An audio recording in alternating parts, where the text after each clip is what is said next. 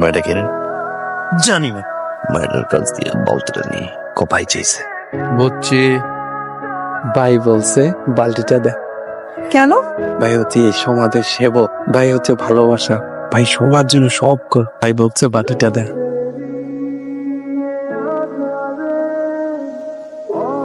বাবা ঘরে কি পানি নাই? না গাই, তোমার বাগ্নি 2 ঘন্টা আগে পানি আনতে গেছে, এখন আসে নাই। পানি আনতে তো যায় না, যাই তো মুখ ডাক দেখতে। ওই যে আইসে নবাব নন্দিনী, পানি আনতে এত সময় লাগে? দিল জানি কোন জায়গাকার, খালি মামার অন্ন ধ্বংস করতেছস বইসা বইসা। যা রান্না ছড়া দৌড়তে। আদম সময় দিয়ে আসছে।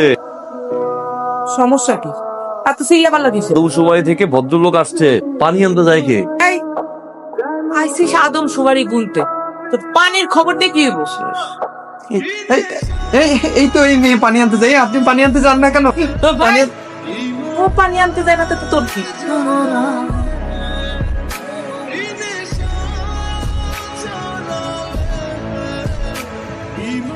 আমি কি অফিসার? কিওরের চাকরি করি। সারাদিন খাইতে মরিয়া নয় বাচ্চা পয়রা পয়রা ঘুমা। আর বাচ্চা ন। সকাল উঠে গেছো? পানি আনতে যেতেছি মা। নতুন সার সুর রাস্তায় কেউ পানি আনতে যায়, খবরটা কি? না রে না, আর তো পারে না।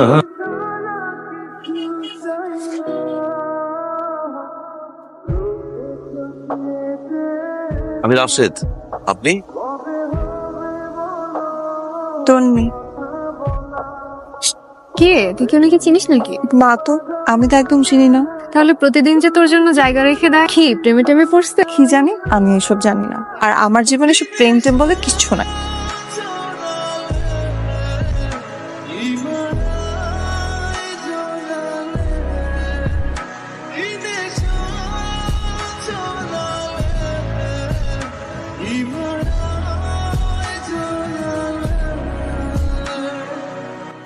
বাদলি তো পুরে পড়ে যেতেছে।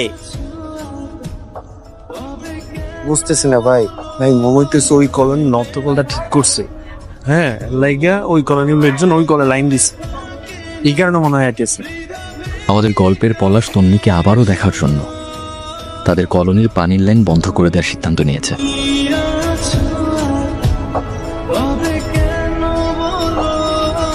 এবং তন্নি আবারও পানি আনতে পলাশদের কলোনিতে আসা শুরু করলো।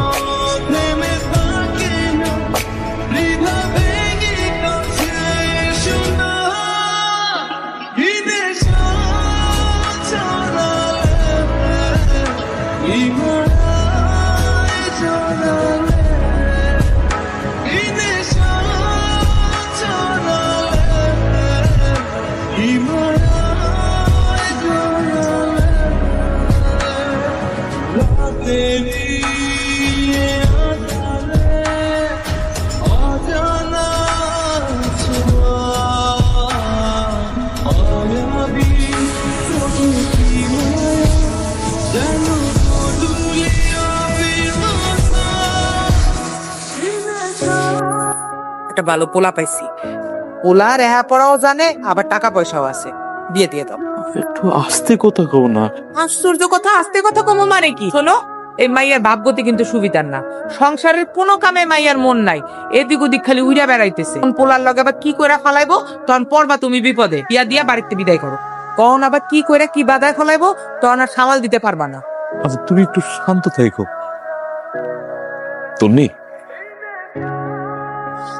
তোমার সাথে আমার একটু কথা আছে।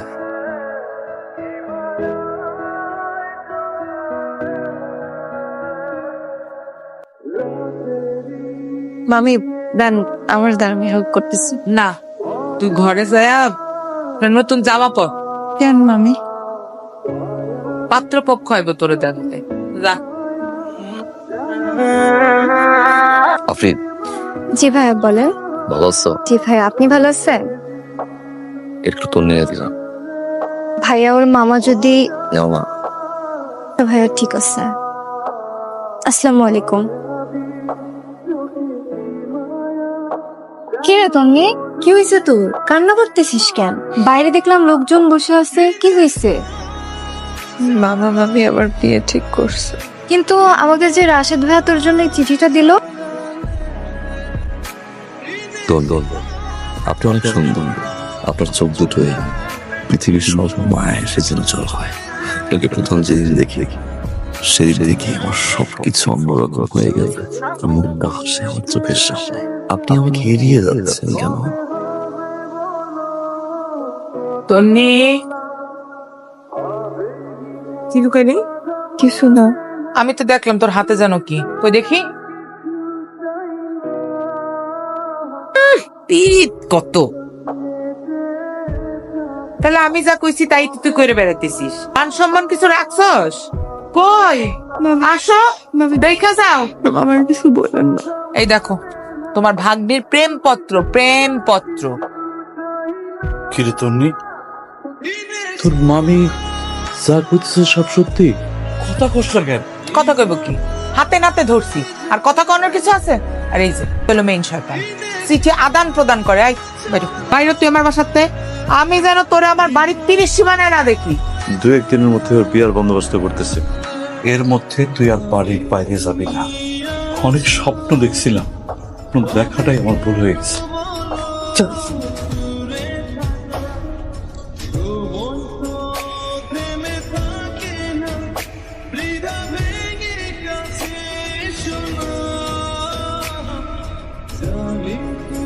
সন্নি, আপনি আমাকে ফলো করতেছেন কেন? কি সমস্যা আপনার? আপনি আমাকে এভাবে আর জানাবেন না। আমি তোমার জ্বালাই, চিঠির উত্তরটা দিল না। আপনি আমাকে চিঠি দিচ্ছেন কেন? আপনি আর কোনোদিন আমার সামনে আসবেন না একটা কথা বলে। আমি আপনাকে ভালোবাসি না।